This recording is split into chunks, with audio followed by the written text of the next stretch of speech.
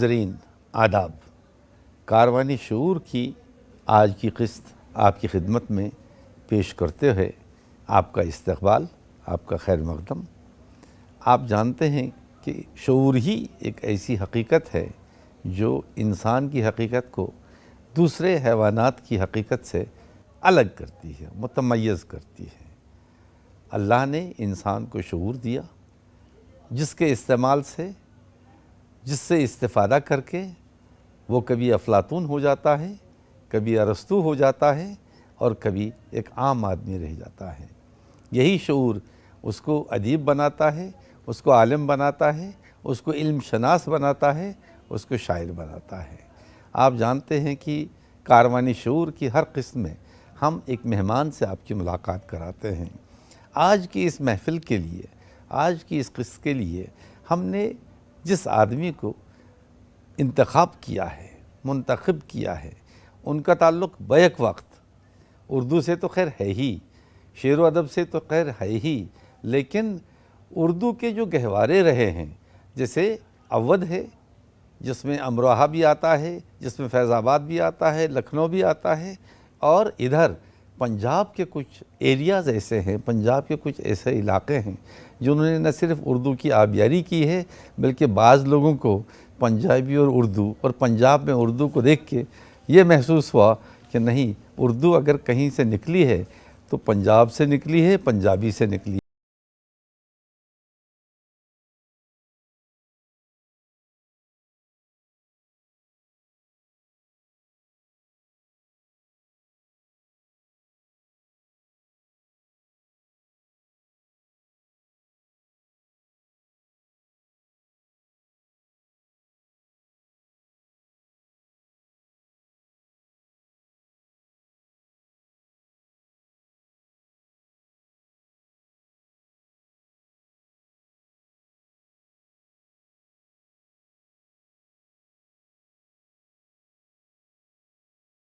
صاحب کی جب کرنے آتے ہیں تو ان کی بات اس طرح سے ناظرین ہمارے سامنے آتی ہے کہ ایک محقق، ایک ناقد، اور جب وہ اردو کا پروفیسر بھی ہو اور پروفیسر ہونے کے ساتھ ساتھ تخلیق نگار بھی ہو تو بات بہت آگے بڑھ جاتی ہے۔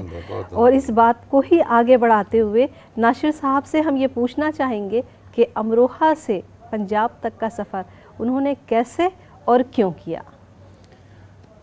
نصرت میڈم، آپ نے پنجاب کے تعلق سے اور امروہہ کے تعلق سے بات کی، تو پہلے تو میں شکر گزار ہوں، دونوں صوبوں کی نمائندگی کر رہا ہوں، اس لیے شکریہ آپ کا بہت بہت۔ پنجاب بہرحال میرے بھی رگو پے میں شامل ہو گیا ہے۔ جو ایک ہندی میں لفظ ہوتا ہے کہ پنجاب میری کرم بھومی ہے اور جنم بھومی میری اتر پردیش ہے۔ پنجاب کی سرزمین وہ ہے کہ جس نے ہر عہد میں علم کے اور ادب کے چراغ روشن کیے، اور روحانی اور رومانی سرزمین ہے۔ کسی نے کہا کہ سنایا رات کو قصہ جو ہیر رانجھے کا، تو اہل درد کو پنجابیوں نے لوٹ لیا۔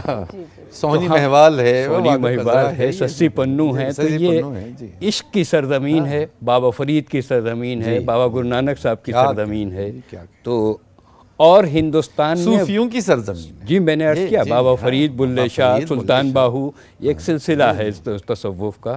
اور ہندوستان کے جتنے بھی صوبہ جات ہیں اس میں اب اردو کے تعلق سے بات ہو رہی ہے تو واحد صوبہ ہے جس کا نام پنجاب ہے، پنج آب، فارسی، جی فارسی اور اردو میں ابھی ایک صوبہ ہے کہ جو اردو کی حفاظت بھی کر رہا ہے اور اردو کی جنم بھومی بھی ہے۔ اسی کے لیے تو کہتے ہیں کہ پارٹیشن میں یہ ڈھائی ہو گیا، ڈھائی ادھر ڈھائی ادھر۔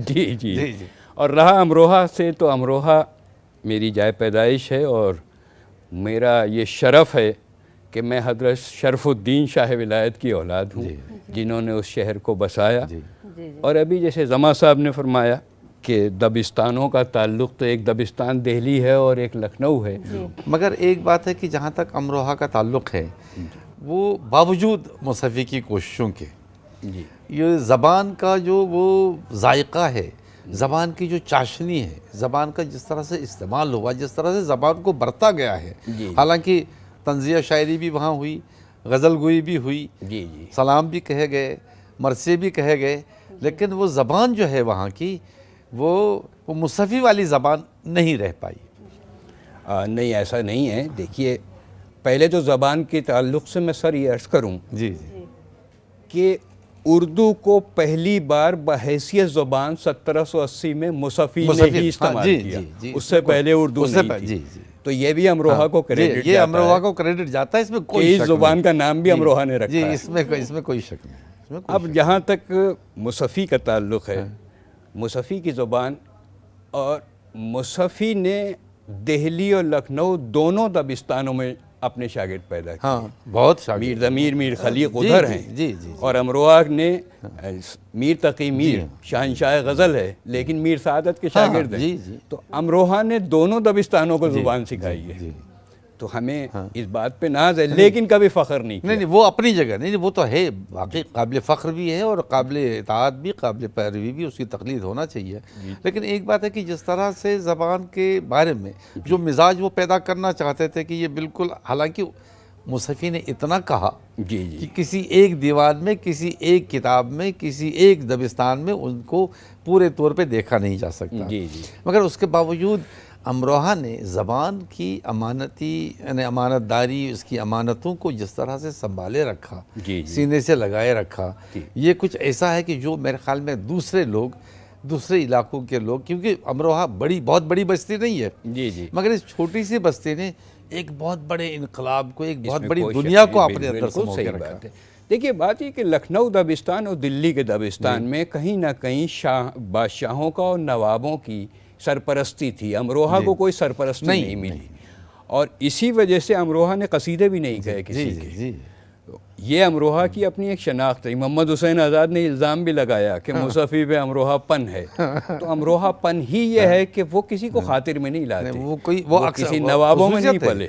انہوں نے اپنی زبان کی اب خود حفاظت کی ہے اور خود پروان چڑھایا ہے. میں چاہوں گا کہ آپ اس پر بھی تھوڑا سا بات کریں کہ یہ ایک طرف صوفیوں نے اردو زبان کو، اردو تہذیب کو، اردو ادب کو اس بر صغیر میں عام کیا، اور دوسری طرف مرثیے نے بھی اردو زبان و ادب کو عوام میں، عام لوگوں میں، یعنی کئی طریقوں سے عام کیا. ایک تو اس میں یہ کہ مجالس تو ہوتی ہیں، تحت میں مرثیے پڑھے جاتے ہیں اور مجالس کا اہتمام کیا جاتا ہے. دوسرے یہ جو سوز خوانی کا سلسلہ ہمارے یہاں رہا، اس نے کس قدر مرثیے کے ذریعے، مرثیے نے سوز کے ذریعے، سوز خوانی نے مرثیے کے ذریعے کس طرح سے عوام میں اردو کی مقبولیت. بہت اچھی بات ڈاکٹر صاحب آپ نے پوچھی تھی کہ دوسری اصناف میں بزم کا ایک تصور ہے، لیکن مرثیے میں رزم کا تصور ہے. تو وہ بزم بھی ہے اور اس میں ایک میدان جنگ بھی ہے، میدان عمل بھی ہے. صوفیوں نے عملی طور پر جو کام کیے ہیں مرثیے کے لیے، زبان کے لیے بھی. اب آپ دیکھیں ہمیں اس پر بھی مجھے فخر ہے کہ خلیق احمد نظامی جیسی شخصیت جس نے تصوف پہ اتنا بڑا کام کیا، وہ بھی میرا ہی ہم وطن ہے، ایک پائے کا ہسٹورین. وہ بھی میرے امروہہ ہی کے تھے. تو صوفیاء کرام نے جو مرثیے کے تعلق سے کام کیا ہے وہ بڑا زبردست کام ہے. اور خواجہ غریب نواز کی تو بہت مشہور ربائی ہے، شاہ است حسین بادشاہ است حسین، دین است حسین دی پناہ است حسین، سرداد نداد دست در دست یزید، حقا کے بنائے لا الہ است حسین. تو یہ وہ روایت مرثیے کی اس طرح سے آئی. دوسری بات ہے کہ اب ہمارے سامنے مسدس کی فارم میں مرثیہ ہے، لیکن مرثیے کی تو ایک پوری روایت رہی ہے. وہ کہیں نہ کہیں سوز خوانی کی طرف وہ آپ نے سوز خوانی ہماری ہندوستانی کلاسیکل جو گائکی ہے اس پر بھی ہم مرثیہ خوانی کا بہت بڑا اثر رہا ہے. اور راگوں میں پڑھنا، صبح کے وقت کا اور دوپہر کا اور شام کا، یہ جس طرح سے مرثیے پڑھے گئے، سلام پڑھے گئے، تو ایک اس ہندوستانی کلچر کو بھی مرثیے نے محفوظ کیا ہے. آزردہ صاحب جب بات سوزخانی کی ہی نکل پڑی ہے تو کیوں نہ ہم اپنے ناظرین کو نقوی صاحب جو ہمارے مہمان ہیں ان کو کچھ سوزخانی سنائیں. ضرور. ہمارے ناظرین بھی ملاحظہ فرمائیں گے، وہ بھی سماعت کریں گے. ہمارے یہاں یہ بڑا ہونہار لڑکا ہے سلیم امروہوی، اللہ نے اس کو آواز بھی دی ہے اور تدبر بھی دیا ہے. اور پاکیزہ چیزوں کو زبان پہ لانے کا، وہ لوگوں تک پہنچانے کا سلیقہ بھی دیا ہے۔ یہ اتفاق ہے کہ ان کا بھی تعلق امروہہ سے ہے۔ ناظرین، ہم آپ سبھی مل کے سنتے ہیں سلیم امروہوی کی آواز میں اس سوز کو۔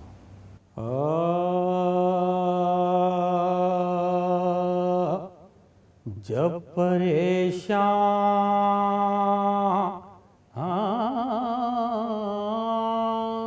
ہوئی مولا کی جماعت رن میں، جب پریشان ہوئی مولا کی جماعت رن میں، ہر نمازی کو پسند آئی اقامت رن میں، قبلہ دین کیا قصد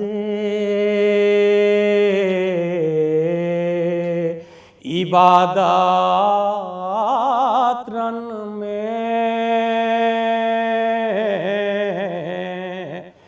شکل میرا بنی تیغے شہادت رن میں، غل ہوا اس کو امام دو جہاں کہتے ہیں، غل ہوا اس کو امام دو جہاں کہتے ہیں، اور تیغوں کے سائے میں شبیر اذاں کہتے ہیں، جب پریشان ہوئی مولا کی جماعت رن میں، قافلہ لٹ گیا اما میرا لشکر نہ رہا، قافلہ لٹ گیا اما میرا لشکر نہ رہا، جد امجد کی نشانی علی اکبر نہ رہا، رہ گیا درد کمر ہائے برادر نہ رہا، اب خبر آپ نے لی گھر کی کہ جب گھر نہ رہا، ایک میں ہوں کہ مجھے ذبح کی مشتاقی ہے، ایک میں ہوں کہ مجھے ذبح کی مشتاقی ہے، بوسہ گاہ نبوی کٹنے کو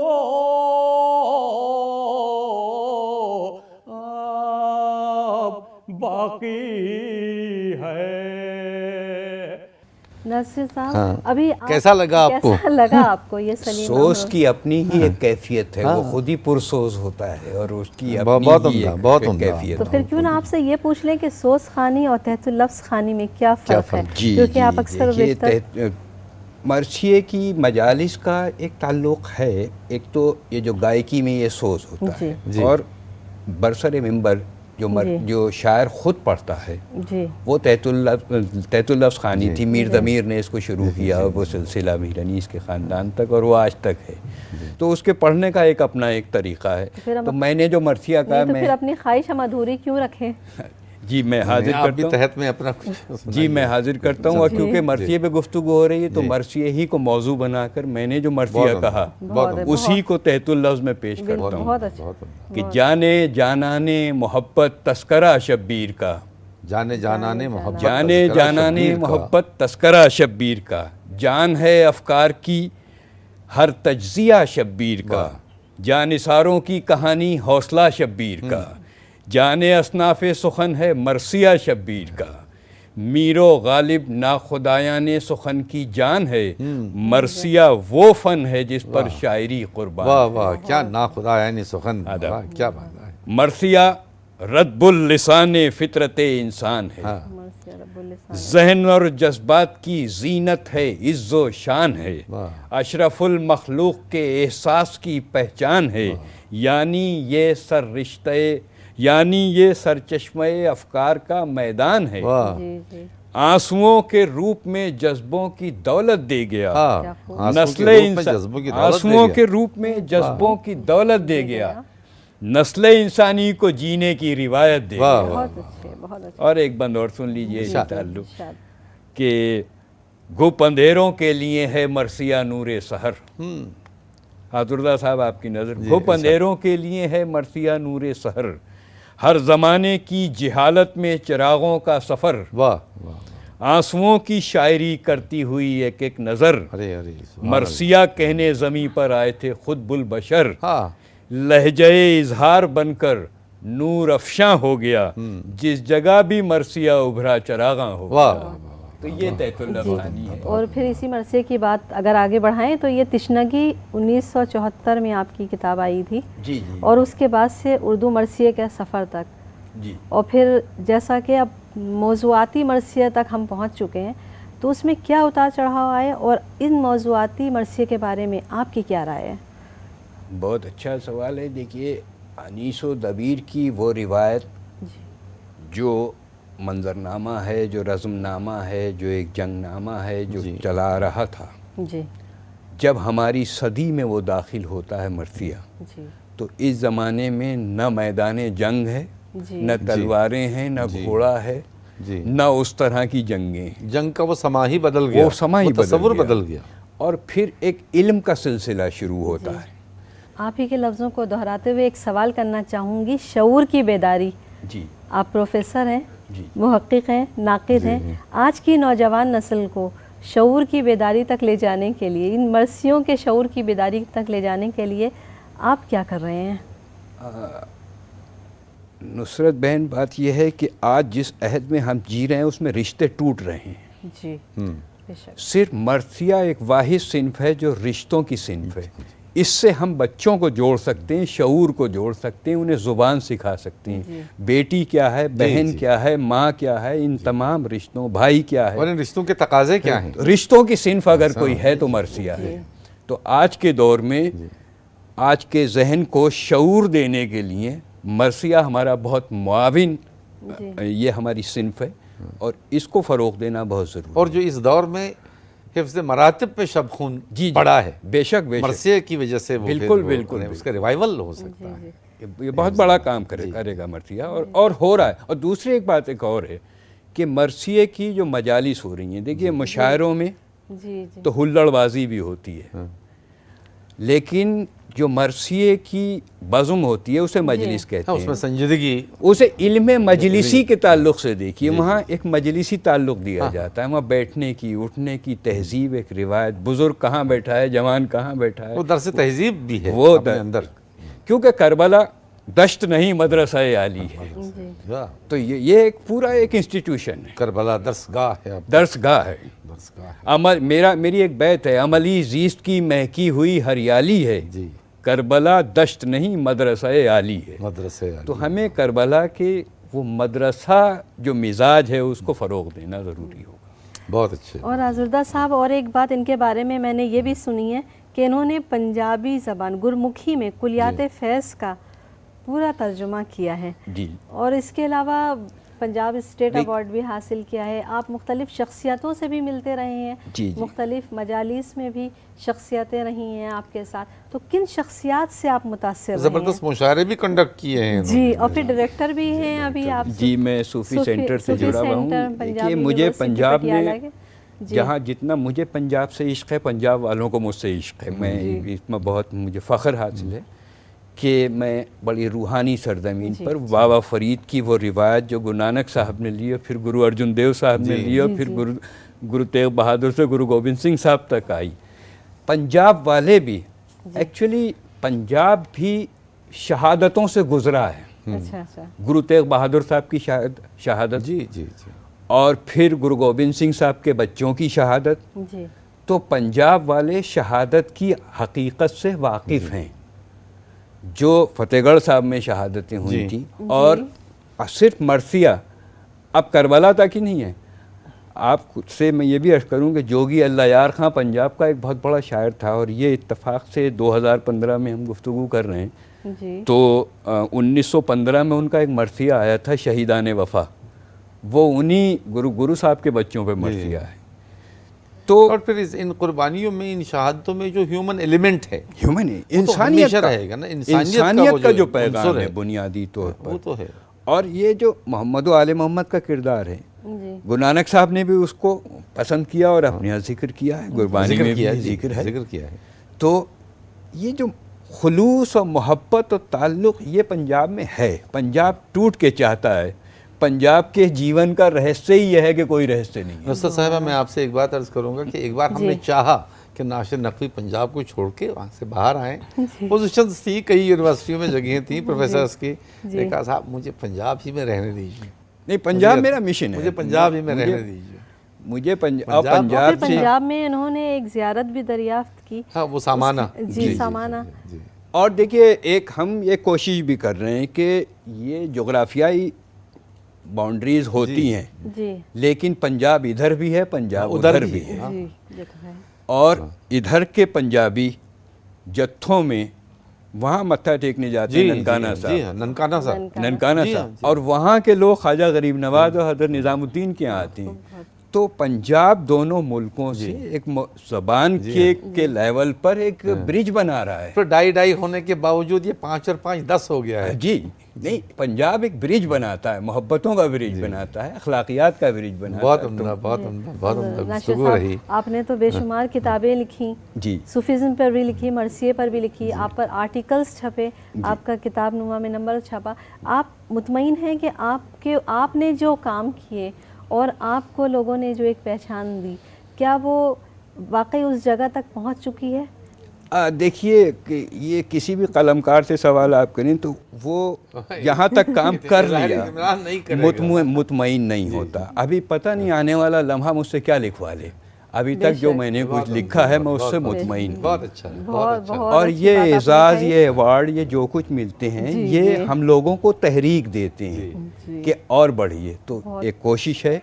میں نے نثر میں بھی کام کیا اور میں یونیورسٹی میں بھی کام کر رہا ہوں.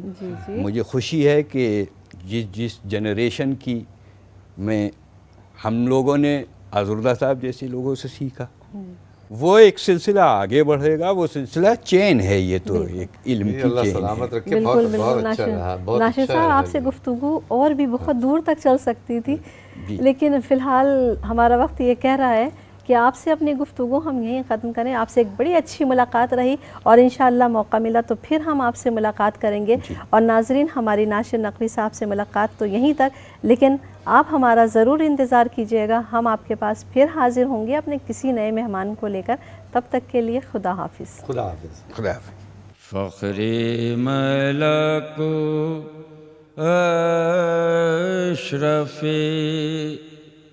آدم ہے محمد,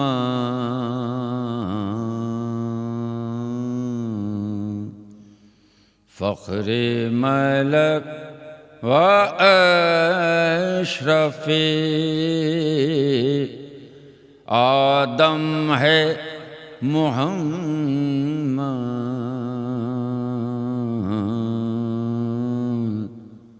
اکلیل سرے عرش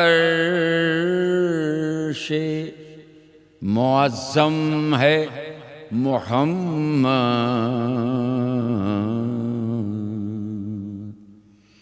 حقا کے خدا بندے دو عالم ہے محمد، حقا کے خدا بندے دو عالم ہے محمد،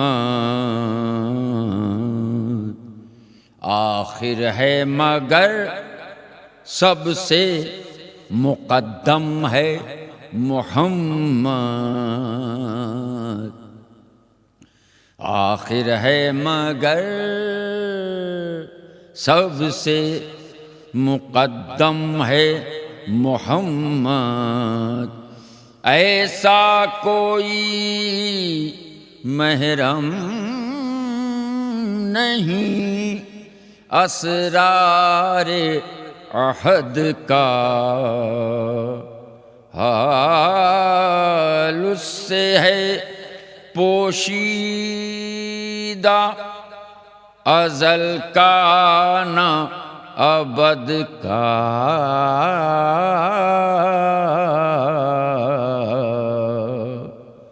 فخر ملک و اشرف آدم ہے محمد،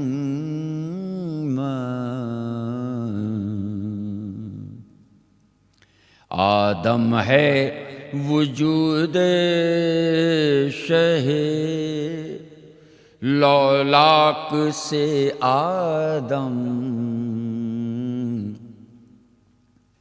آدم ہے وجود شہ لولاک سے آدم، عالم سب اسی شاہ کی ہستی سے ہے عالم، سر رشتہ میرے اس کا اگر ہوتا نہ محکم تو ہوتے نہ ازداد عناصر کبھی باہم،